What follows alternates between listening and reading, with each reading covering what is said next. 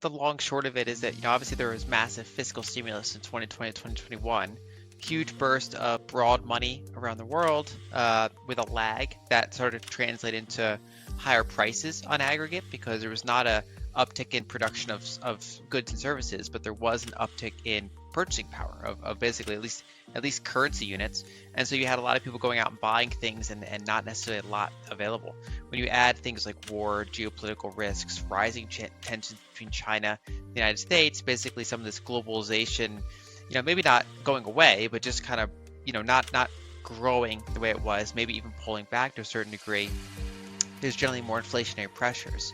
And so 2022 was a year of central banks trying to fight back, trying to rein in credit creation, trying to get the air out of excess asset prices, basically increasing the cost of capital so that most valuations compress, a lot of malinvestment gets kind of pushed out of the system.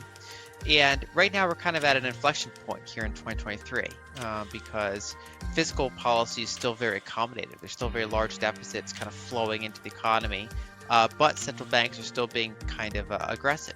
And I think, one of the risks of a policy mistake is that normally higher interest rates are a way to reduce money creation from bank lending, right? So when we think of the 1970s inflation, that was because there was a demographics boom and banks were lending. They were creating more and more fractional reserve money, and so tighter monetary conditions were a way to try to rein that in. Whereas when, for example, we look back at the 1940s inflation, fewer people are familiar with that time frame. You had inflation that was just as high as the 70s, but that was not due to bank lending. That was due to fiscal spending, obviously on the war. But then that war spending would go back into the economy, and so you had a big increase in the amount of money in the system, and you got much higher overall inflation, even though banks weren't lending. And basically, we have kind of a 1940 style inflation so far this decade, but central banks are kind of treating it as though it's like a 1970s inflation. And I think this is bound to cause problems in the years ahead. I think if I were to say it overall, I think right now we're in a disinflationary period within what is at risk of being a longer term inflationary decade on average. I think we could get more waves of inflation before this decade is done. Liquidity is not the only measure that affects asset prices, but certainly in the near term. Let's say a typical equity, right? How it performs over 5 years will largely depend on its fundamentals, but how it performs quarter by quarter will largely depend on liquidity and sentiment. And the same is true for macro assets, gold, Bitcoin, certainly other cryptos as well. And so these things are going to bounce around in large part based on liquidity. And that like a combined domestic liquidity indicator is a pretty good one. And there's three main components. And so we can kind of, outline what's going to happen with all three of them, right? So the Fed balance sheet is anticipated to keep going down for now. That's basically the Fed's intention to keep reducing their balance sheet, which is negative for liquidity, right? So that's kind of the background direction. Then you have the Treasury general account. That's basically the Treasury's cash account with the Fed. And this one is inverse, where when it draws down, that's actually good for liquidity. That's pushing money out into the system. Whereas when it increases, it's bad for liquidity because basically it's sucking money out of the system and then just holding it there in this void that's not actually flowing into anything. And the Treasury targets to have around $500 billion just sitting in its cash account. But one of the things that happens during debt issue more debt at the end is that one of the things they do when they issue more debt. And so ironically, in the lead up to a debt ceiling, that could be positive for liquidity because all that cash is kind of going out into the economy and it's not being refilled. And so actually since, basically quarter four, that has kind of been happening. It's been offsetting some of the Fed's quantitative tightening. So that's been pretty neutral. And then the third component is reverse repo activity, which is more esoteric. So the way I would describe it is that until, assuming the debt ceiling goes down to the last hour, right? So assuming it goes into the summer, assuming that the Treasury is not able to issue net new debt, we're probably going to see a TGA draw down. And that's going to offset some of what we're seeing in the Fed's quantitative tightening. So we have kind of a neutral liquidity situation overall, most likely. I do have concerns around the second half of the year because at that point, if the TGA is drawn down and the Fed's still doing quantitative tightening, if there is some sort of debt ceiling resolution, which you'd have to have at some point, and then the Treasury starts refilling its cash account, that's sucking liquidity out of the system while the Fed is also still doing quantitative tightening. That could be a double negative whammy for liquidity And so I wouldn't be surprised to see pain ahead. But in order to get to that point, we first have to see how long this debt ceiling impasse goes and how far that TGA cash account does draw down. So the Fed has been decelerating their rate hikes, but they're still doing quantitative tightening at their prior pace. And we have seen disinflation in a number of inflation measures. Some of them rolled over earlier than others. But now there's a broad enough rolling over that Powell has been basically a little bit more confident in his assertions around inflation heading down, while still reiterating that they want to remain tight for longer.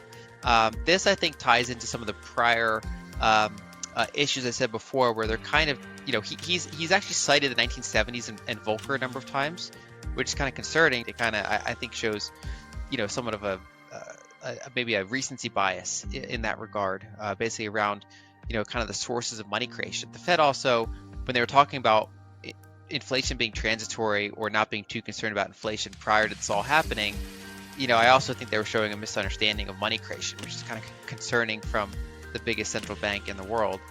So my overall view is that, he's getting a little bit less hawkish, but he's still reiterating that they're going to stay tighter for longer.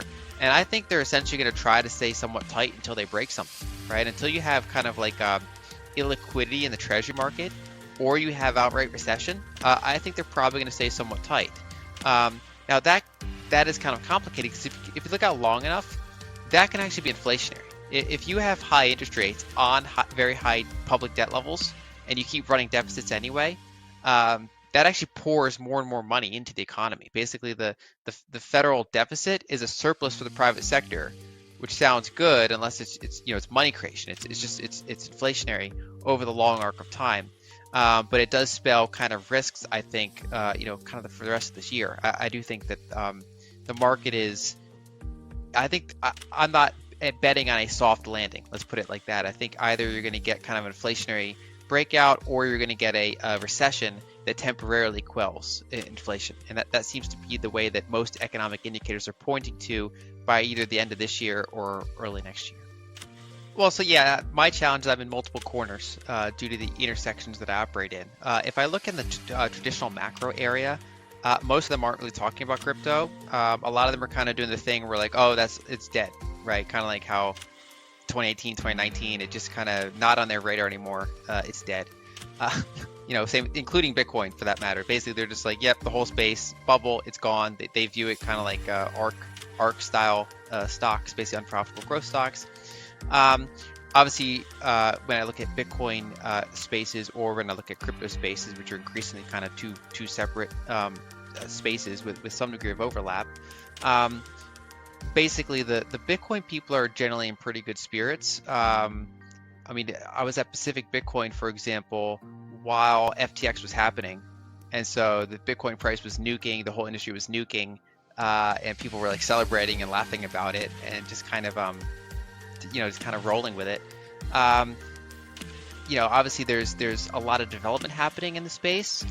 People often talk about lack of Bitcoin development, but of course that's mostly base layer focus. There's actually quite a bit of ecosystem development, basically making Bitcoin easier, more accessible, faster, more expressive, things like that on various parts of the ecosystem. As for crypto, this week was big. The past couple weeks, there have been a number of people warning about increasing levels of banking system cutting off various crypto entities. And then we've kind of seen the hammer come down on custodial crypto staking from the SEC, basically kind of looking at that as like an investment contract that is subject to regulations. I think this has been rather telegraphed since the FTX debacle. That really kind of lit a fire under regulators, gave them a lot more. He walked those back in November, those statements back, and kind of would say, okay, Bitcoin's a commodity. So I do think we're kind of seeing a shift away from some of these, kind of centralized custodians. And I think it's going to disperse globally. I think some of it's going to be muted for a while because it affects how much big capital can go into it. And so I think it's a troubled area, but I think there's going to be future bubbles, future growth cycles in this whole space again.